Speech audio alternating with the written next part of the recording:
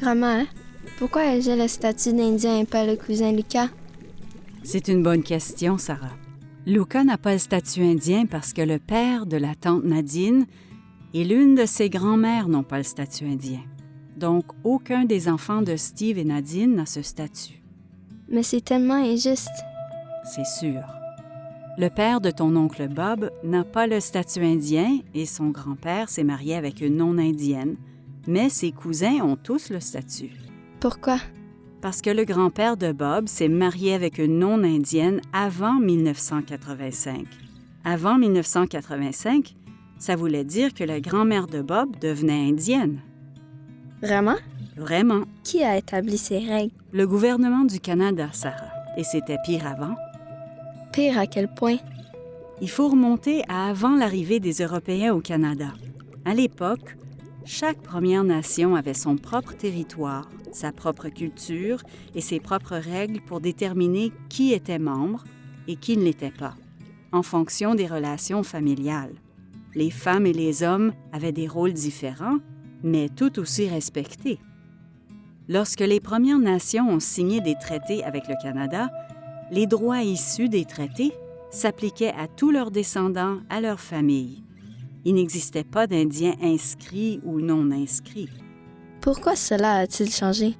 À partir de 1867, le gouvernement a décidé qui était ou n'était pas un Indien.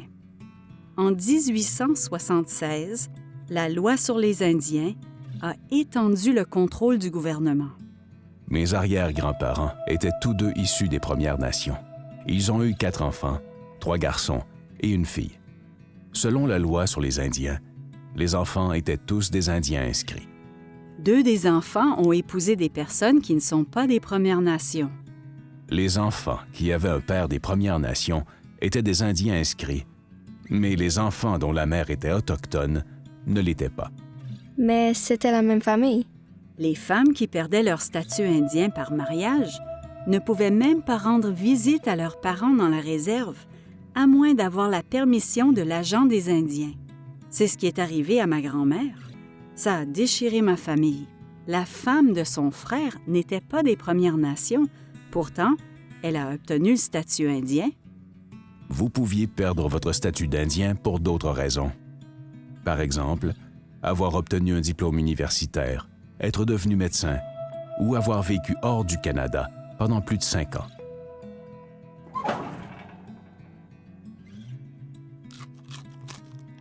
Tobanek est incroyable. Pourquoi le gouvernement a-t-il fait ça aux Premières Nations? Ils croyaient que nous étions primitifs et qu'ils ne l'étaient pas, et que nous devions être comme eux. Ils ont essayé de nous priver de nos terres, nos langues, nos cultures, nos familles, nos communautés. Mais nous ne les avons pas laissés faire. Les femmes des Premières Nations se sont battues pour ne pas perdre leur statut si elles se mariaient à un non-indien, et de plus en plus de dirigeants des Premières Nations se sont joints à elles. Mais le processus a été long. Les grands changements n'ont pas eu lieu avant que la Charte canadienne des droits et libertés ne devienne loi en 1985. La Charte a rendu la discrimination par le gouvernement illégale. Le gouvernement a dû modifier la loi sur les Indiens. Les femmes ne perdaient plus leur statut en épousant un homme sans statut, et les femmes qui avaient perdu leur statut de cette façon pouvaient le faire rétablir. Leurs enfants aussi. Soudainement, il y a eu des milliers d'Indiens inscrits en plus, mais le financement gouvernemental pour les Premières Nations n'a pas augmenté du tout dans la même proportion. La nouvelle loi a créé 2 types de statuts, 6.1 et 6.2. 6.1 signifiait que vos 2 parents avaient le statut. 6.2 signifiait qu'un seul parent l'avait. Si un 6.2 avait des enfants avec une personne sans statut, leurs enfants n'avaient pas de statut. C'est pourquoi le cousin Lucas n'a pas de statut. Les 2 catégories ont créé de nouveaux problèmes. Encore aujourd'hui, beaucoup de membres des Premières Nations pensent que si vous êtes 6.1, vous avez droit à plus de services et d'avantages que si vous êtes 6.2. Il arrive donc que les 6-2 fassent l'objet de discrimination. Un autre problème est qu'après 1985, l'appartenance à une bande et le statut d'Indien étaient des systèmes distincts. Ainsi, une personne inscrite ne peut pas être membre de la bande de ses parents.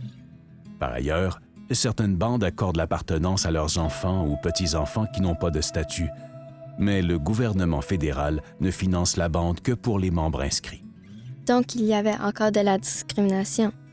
Surtout si un homme avait épousé une femme sans statut avant 1985, elle était 6-1 en vertu des nouvelles règles, tout comme l'étaient leurs enfants, ce qui signifiait que leurs petits-enfants auraient le statut.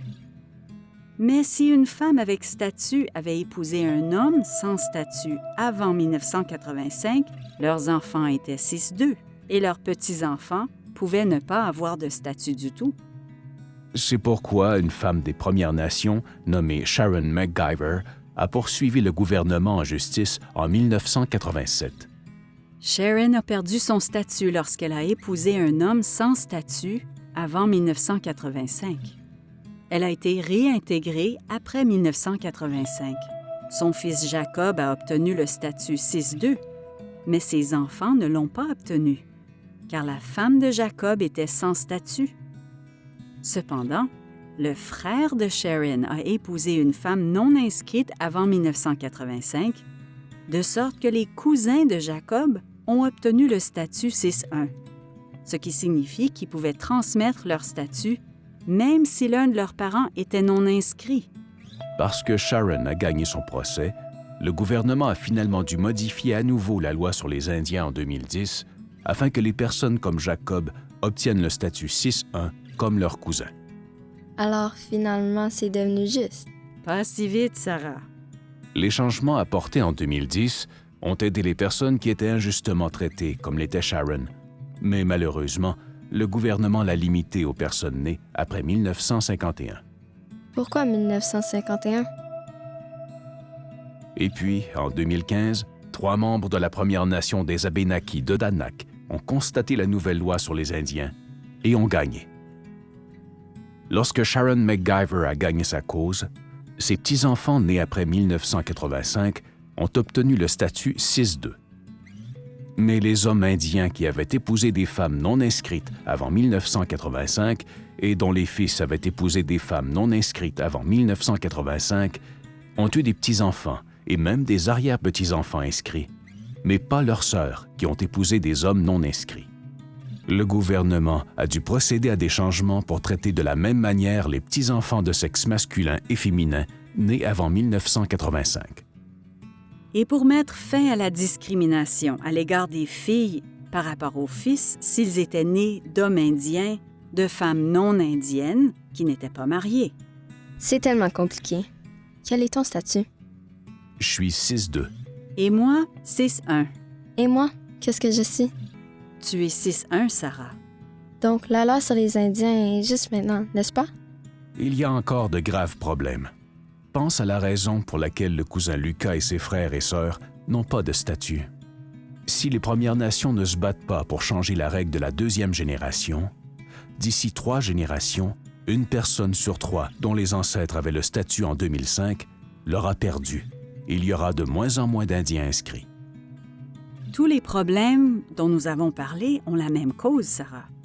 En vertu de la loi sur les Indiens, c'est le gouvernement qui décide qui est ou n'est pas membre des Premières Nations. C'est une décision que nous devrions prendre, que nous devons prendre pour devenir autonomes et viables. Et c'est déjà le cas. Grand-mère, tout cela a l'air si bon. Ma mère m'a appris, Sarah. Elle aimait nourrir les gens. Merci d'avoir rencontré tout cela. Je me sens encore plus fière d'appartenir à une Première Nation.